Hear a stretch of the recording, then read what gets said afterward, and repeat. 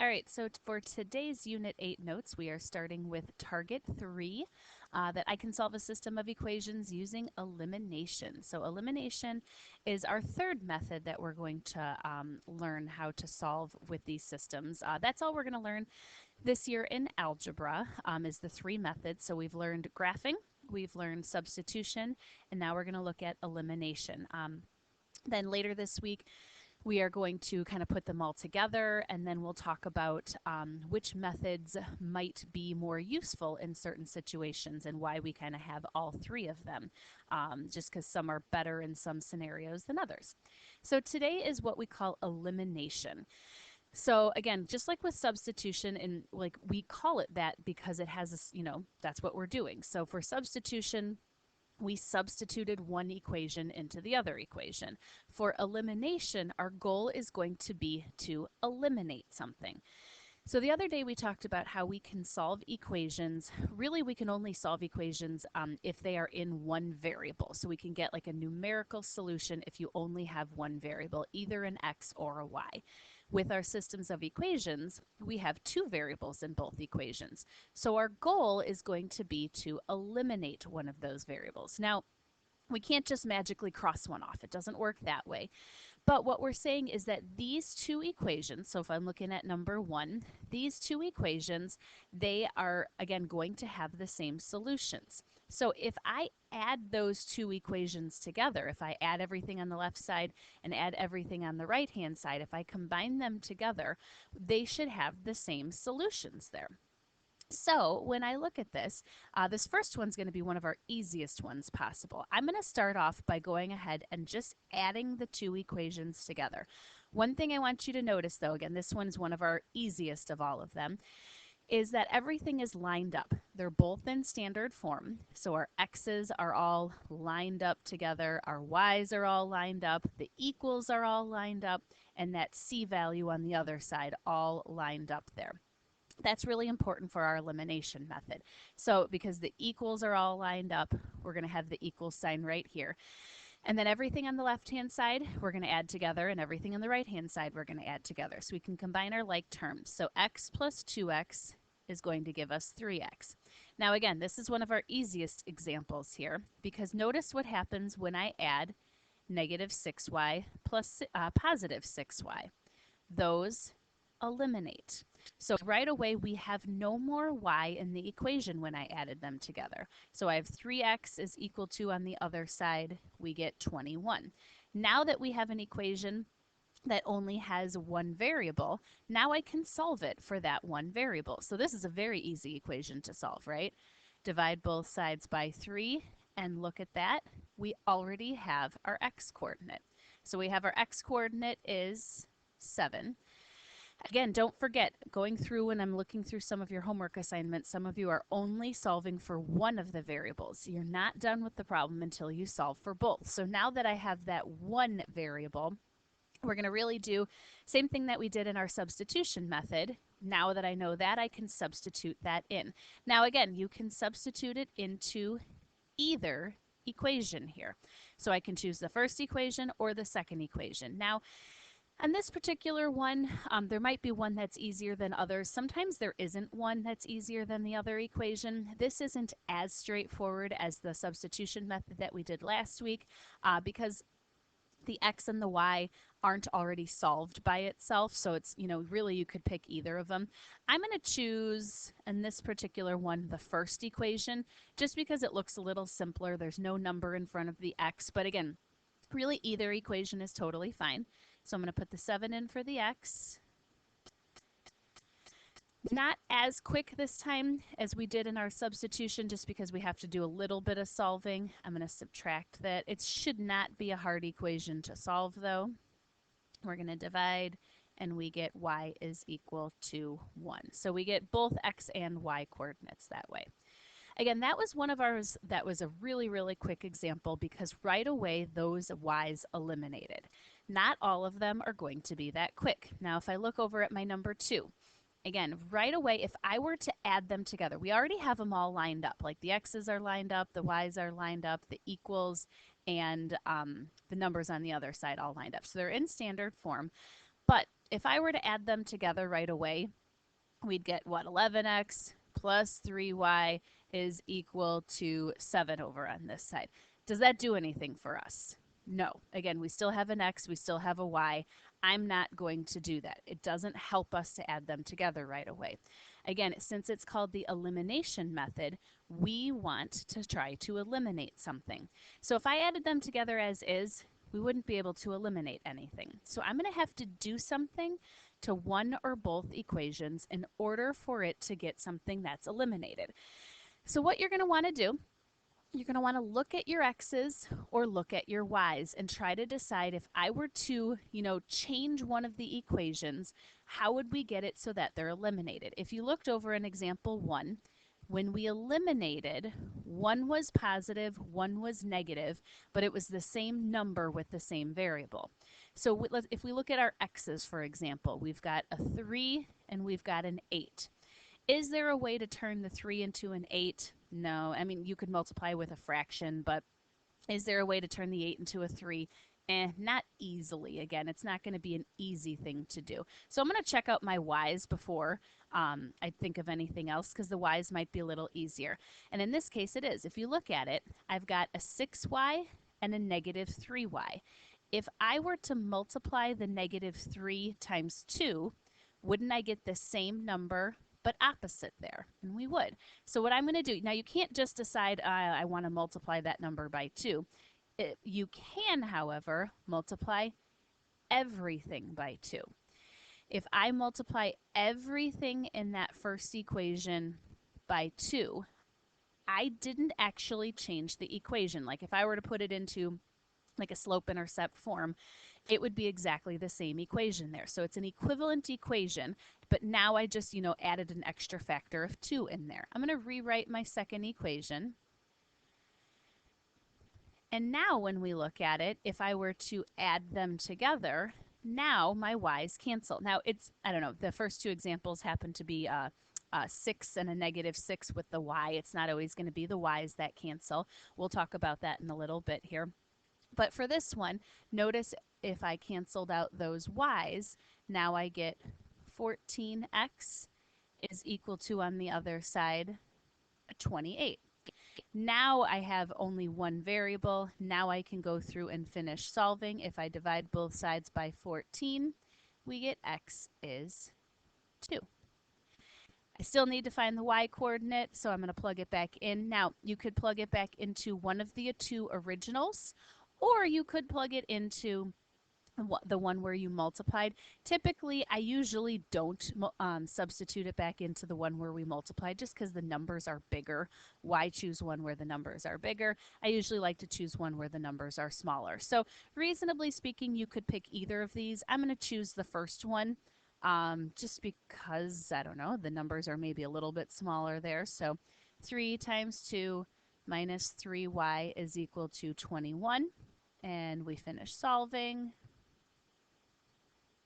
Subtract the 6 from both sides. Don't go too fast. Again, when I go too fast, I make mistakes as well. And we get the y coordinate is negative 5.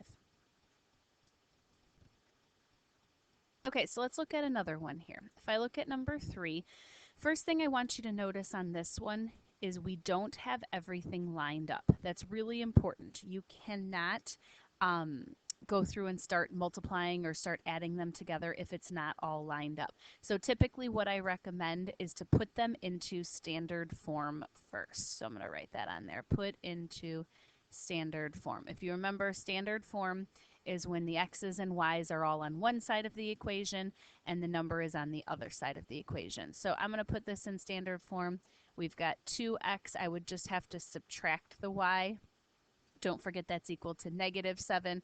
This one already in standard form. I just like to line them up a little bit so that way I can kind of compare them here. So I'm going to tell you on this one, you have a couple, I would say, equally easy choices here, okay, that we can multiply by.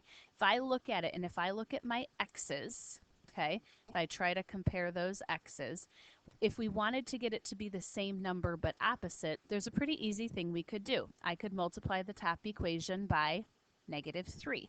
That would give us a negative 6x and a positive 6x, and those would eliminate. We also could, if I decided to look at the y's here, we could try to eliminate the y's. Now, you're not going to do them at the same time. You only want to choose one of them.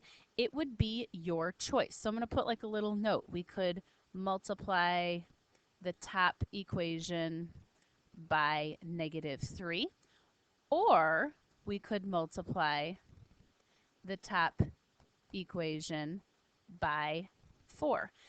Again, it does not matter which one you choose. It's kind of whichever one you think of doing first. Just to show you that we can eliminate the x's and not just the y's, I'm going to multiply the top equation by negative 3. So that gives us negative 6x plus 3y is positive 21. Notice that changed the signs of all of those there. I'm going to rewrite the second equation. And now that we have this, now we can add the two equations together.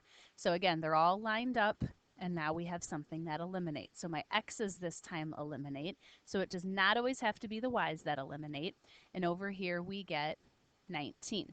Now again, we talked about this the other day. Don't freak out when you get something that looks weird. A lot of people are like, oh, I must have done something wrong. I can't do 19 divided by 7. Sure you can. We just get 19 sevenths. Now, I was looking at some of the homework. A lot of you are writing things in decimals. I do not want to see decimals if it's something especially that would need to be rounded. Now, if it's like the difference between 3 halves and 1.5, that's not a big deal because you didn't have to round that. But I do not want to see you actually divide 19 by 7 and get the decimal. We want to try and leave it as exact as possible. So leave it as the fraction. Now, can you use your calculator to help you with the fractions? Sure, absolutely you can. I'm going to go through like my common denominator work and everything, but you absolutely can use your calculator to help you with it. That's okay. So if I looked at this, again, I'm going to substitute it back in. It's your choice. You could put it back into one of the two original. You could put it back into one that you put into standard form, or you could put it into one that you multiplied. Again, usually I avoid the one that we multiplied. I usually don't do that one, but I would say one of those three top ones. Now I'm actually going to choose the first equation, not in standard form, just because the x is actually kind of close to being by itself, and that's what we're going to be solving for. So that's 19 sevenths minus 7. Again, you can use a calculator to do 19 sevenths minus 7. Leave it as a fraction. So, but I'm going to do common denominators here. And we get 2x is negative 30 divided by 7. We would divide both sides by 2. Remember, dividing by 2 is actually the same thing as multiplying by a half. If that helps you multiply it out, that's maybe a good thing to do. So if we do that, we'd be negative 30 over 14, or that would reduce to negative 15 over 7. So don't get discouraged if you get something that again has fraction answers. You will absolutely get fraction answers. I want to see the fractions, not decimals on those. All right, let's look at another example here because some of them get a little bit different. That's why I like to show a few different examples. Again, I'm going to start off by putting it into standard form. So this equation, I'm going to move the x over to join the y. Notice we subtract it, so it's negative 3x plus 5y is negative 4. I'm going to just rewrite this one. I like to look at them on top of each other there. Now, if I look at the x's, we've got a negative 2 and a positive 3. I mean, we could multiply by fractions, but we usually don't like to multiply by fractions or decimals. I can't change the 2 into a 3 or 3 into a 2 easily by multiplying by an integer. So let's look at my y's. Uh-oh, we've got a 3 and a 5, same thing. I cannot multiply by an integer value to get rid of those. So we're going to have to do something different. Now, again, you have a couple options. You can decide to eliminate your x's, or you can decide to eliminate your y's. Once again, it is totally your choice here. If you wanted to eliminate the x's, we can't turn like the 2 into a 3 or a 3 into a 2, but you want to think about a number that you could get both of them to turn into. So one option that you would have is to turn them both into either a 6 or a negative 6. So what you could do is you could multiply the top equation by a 3 and the bottom equation by a 2, and that would have one as a positive 6x, one as a negative 6x. Now, once again, it's not always going to be 6. I don't know why the couple examples that I showed so far have all been a 6 on there. It's not always going to be a 6. That's just our option for here. Again, you have another option. You also could have multiplied the top equation by a 5 and the bottom equation by a negative 3. Think about what that would do. If you look at it, that would change your y's. The top equation would be 15y, the bottom equation would be negative 15y, and those then would eliminate. You could have switched those and made the top equation negative 5, the bottom equation positive 3 to make them, opposites different ways. But again, your goal is to get it to be the same equation or the same number, but opposites. I'm going to do the 3 and the 2 just since that's the one I started with here. So we get a 6x plus 9y is negative 30. A negative 6x plus 10y is negative 8. Probably the biggest mistake I see people making on these is forgetting to multiply every single number by that number that you multiplied by, particularly that last number. That's probably the biggest mistake I see. All right, so I'm going to add them together. My x's are eliminated. We get 19y is equal to negative 38. All right, this one shouldn't be that bad because we are dividing by 19, and that does not give us a fraction. That gives us negative 2. So my y coordinate is negative 2. And then we can substitute that back in. Again, it's your choice which one you want to substitute it back in for. You could have done any of them in standard form, any of them that we multiplied, any of them in the beginning. Again, totally your choice on there. I might do, I don't know, I'm just going to pick the first one. So we get 2x plus 3 times negative 2 is negative 10. Just make sure you put it in for the right variable. So 2x minus 6 is negative 10, 2x is negative 4, which means x is negative 2 as well. Starting to go a little quicker through that there. Okay, let's look at a couple more. I'm going to start number 5 with you, and then I'm going to have you pause it and see what you can do on your own as well. Or you could pause it right now if you wanted to as well. Again, when I look at number 5, though, my first thought is, yikes, let's put them into standard form, line everything up. So let's do that. I'm going to take this first equation and put it into standard form. That means I'm going to subtract the 3x from both sides. Okay, we got 9x. Subtract that 8, or that already is a minus 8y. But then that minus 5, I'm going to move that one over to the other side. So that means if I add 5 to both sides, we actually get equals a positive 4. The second equation, I'm going to do the same thing. I'm going to keep the 2x there. I'm going to move the 3y to the left by subtracting it. And again, let's move that 6 over to the right, and we get a negative 4. So again, take a minute, think about what you'd want to multiply by here. That's kind of the key. Now, some people look at this and they're like, ooh, the 4 and the negative 4, those cancel. That doesn't matter. Okay, canceling that out doesn't help you with anything. We want to cancel out the x's or the y's here.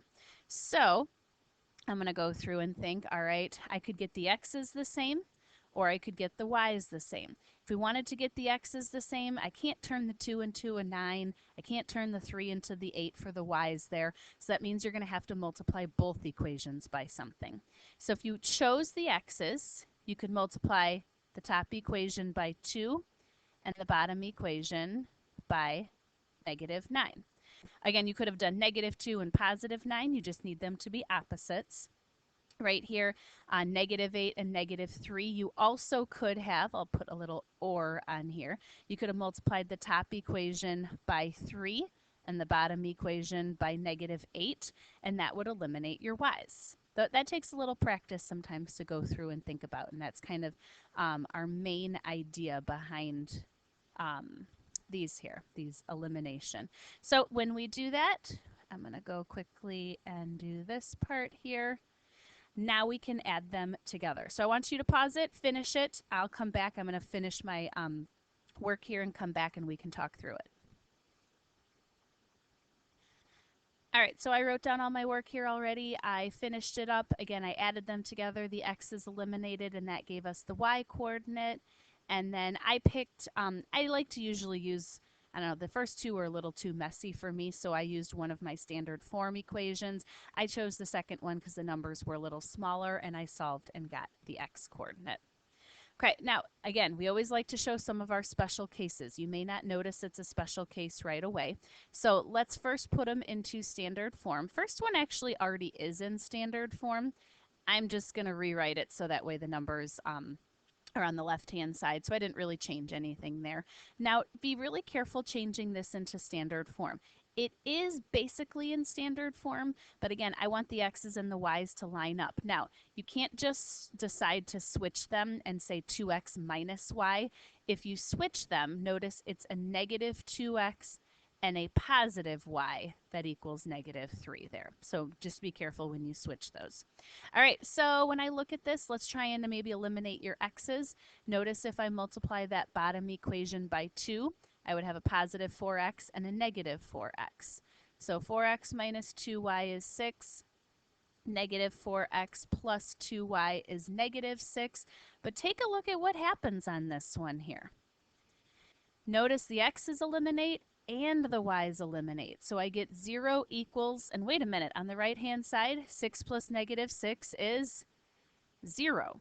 Everything eliminates. Kind of go back and look at those two equations. If you really look at them, when I multiply them, they are really the same exact equation, which means if we were to graph them, they would coincide and it would be exactly the same equation. Again, you can kind of look at it and notice that this is true.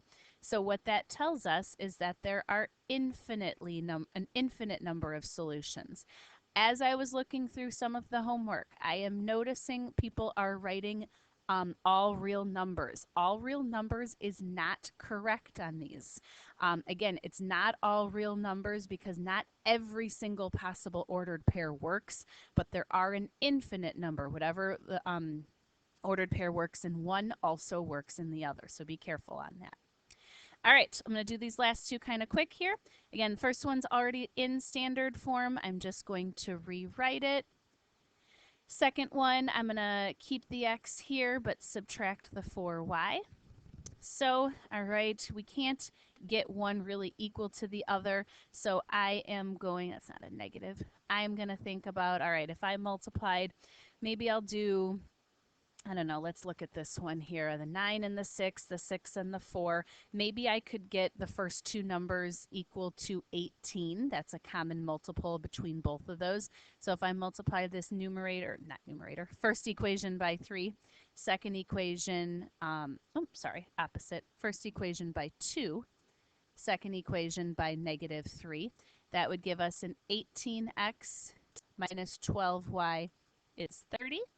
And then here that would be a negative 18x plus 12y is negative 36. Now, you might have predicted what was going to happen here.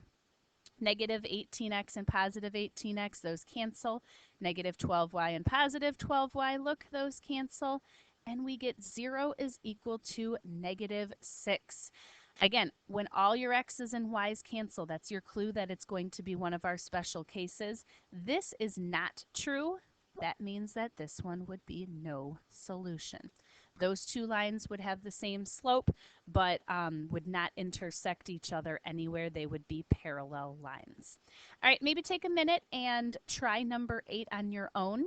I'm going to pause it, and when I come back, I'll have all the work down just to save us some time. So try it on your own and see what you can do. All right, so I did my work for number 8 here. You can kind of follow along. First thing I did was put them both into standard form. That's what I have here in blue. I decided to eliminate my x's. Could you have also eliminated your y's? Absolutely. If you eliminated your y's, you would do some combination of 10 and negative 3 or negative 10 and positive 3 to get positive 30y and negative 30y to eliminate. I just chose my x's because I thought those numbers were a little bit smaller there.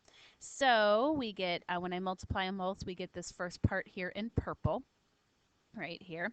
And when we do that, our x's eliminate and we get negative 5y is negative 2. Notice again, we get a fraction. That's okay. Fractions are our friends. We're okay with the fractions there. Now, when I chose the equation to substitute it back into, again, you could really choose either.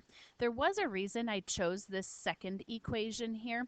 When I looked at it, I thought, okay, I'm going to have to multiply the y coordinate by that number in front. And I thought, okay, if I multiply 2/5 times 10, 2/5 times 10, the 10 and the divided by 5, those are going to reduce right away, as opposed to if I multiplied 3 times 2/5, I would get 6/5, which is a fraction. I knew 10 times 2/5 would just give us 4. So I decided to deal with the fractions a little bit less. So I plugged it back in, solved it, and got the -13/5. So again, don't be afraid to get fractions on those. There's nothing wrong with that. You didn't necessarily do anything wrong. So practice these. Again, a lot of times there's different ways to do these, so try it. If my answer key shows something slightly different, your answer should still end up being the same. So let me know if there's any questions, and we'll talk about them later. Thanks, guys. Bye.